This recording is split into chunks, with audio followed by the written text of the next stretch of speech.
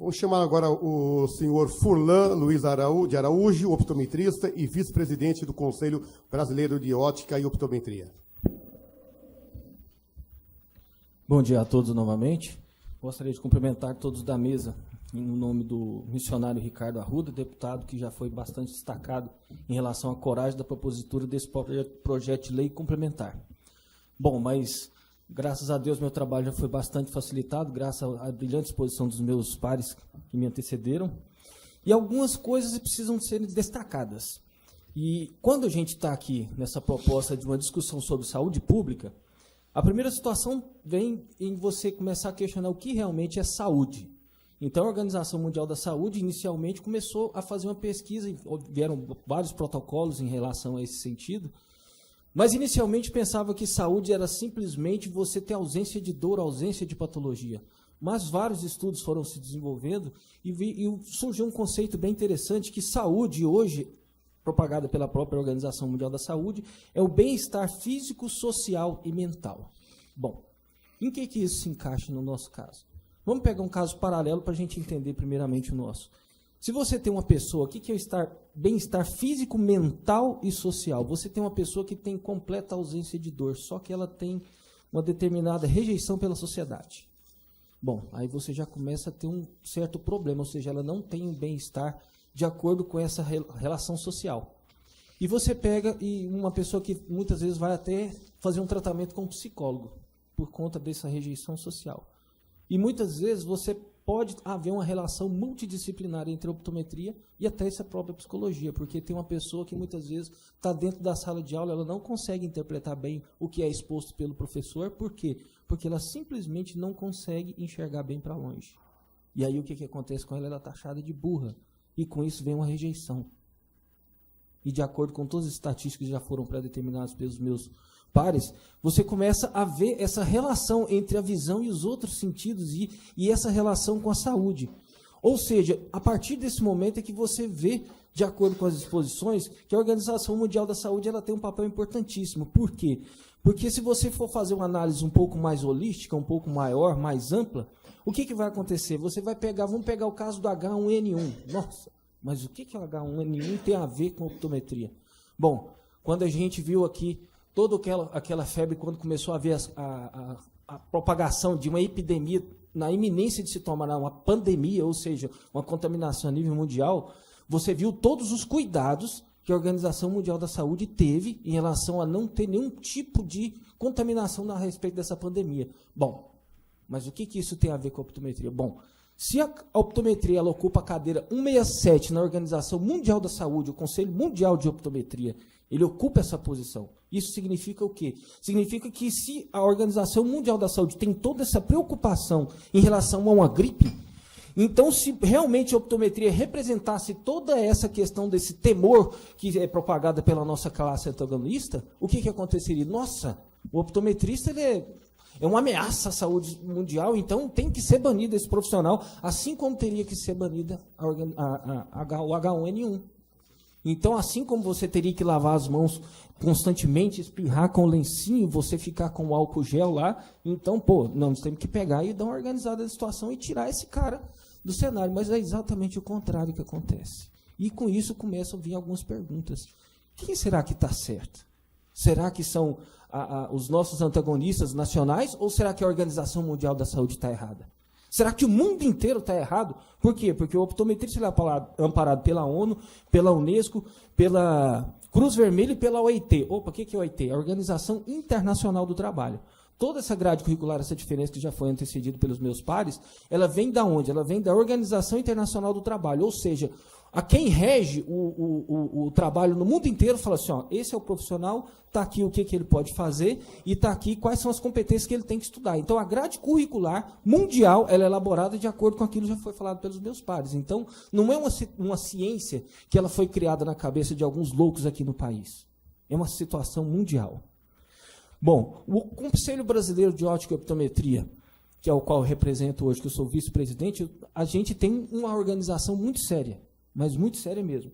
Hoje nós somos, para poder ingressar na DPF, que o Dr. Fábio mencionou, para você ingressar, porque um dos argumentos que eles vão falar para o senhor deputado, é o quê? É que o nosso conselho é ilegal. Bom, vamos fazer uma reflexão a respeito disso.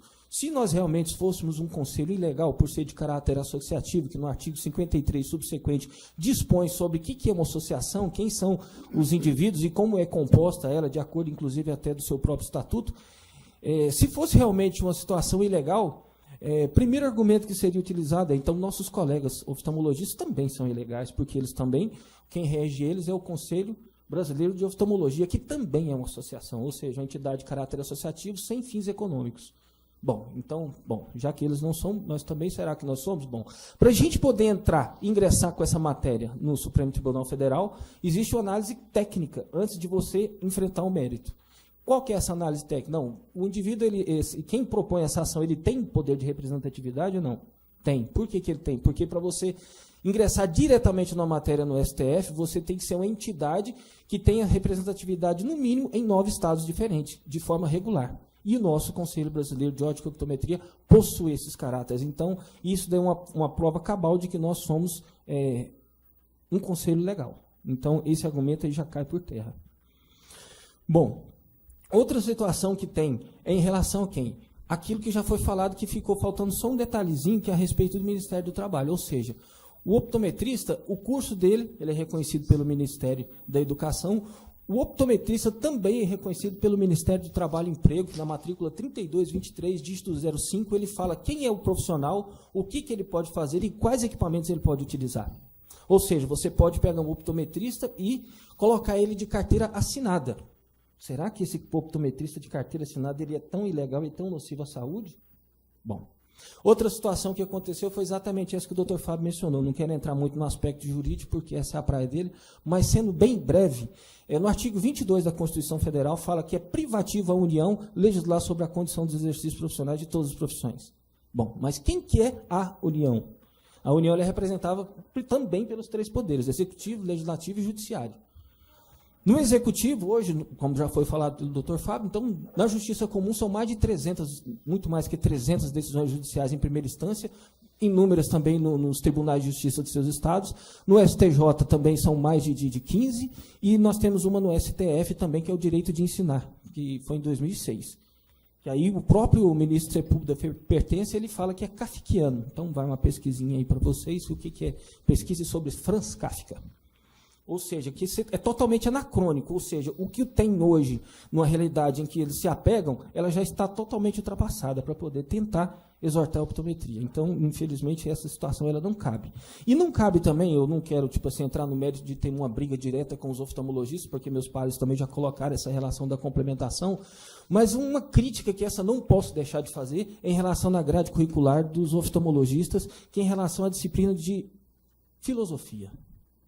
Pelo menos na minha formação, porque eu sou bacharel em optometria, tive uma formação de 5 anos na Universidade do Contestado de Canoinhas, e meu professor de filosofia teve uma aula assim, magistral.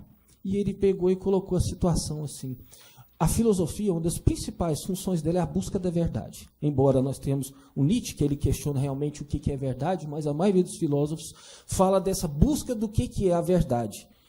E muitas vezes você vê toda essa classe antagônica lutando e fazendo um enorme esforço, fazendo mentiras e falsas verdades e utilizando de sofismas para poder lutar contra a nossa profissão.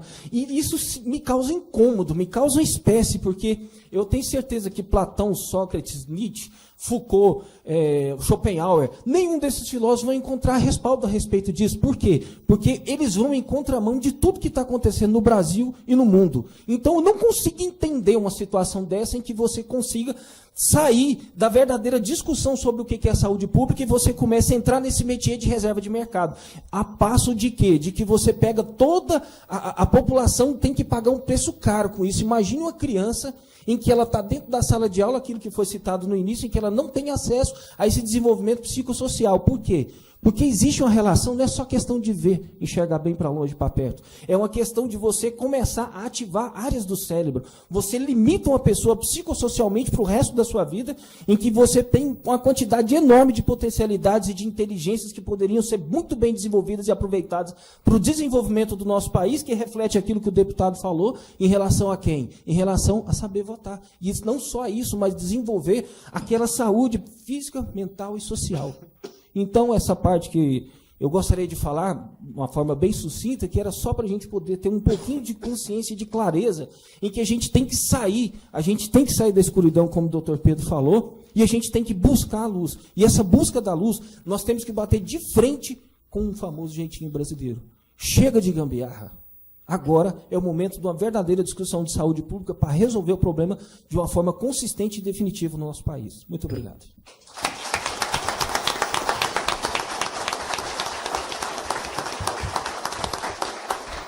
Obrigado, doutor Furlan. Eu até vejo que não há... Eu não entendo por que esse conflito, né? Conforme o que o doutor Pedro oftalmo demonstrou aqui, falta oftalmo, né? Então, falta mão de obra no Brasil inteiro. Então, isso aqui é uma divisão coerente, conforme é determinado aqui, para cada profissão, né? Não tem por que uma invadir a área da outra.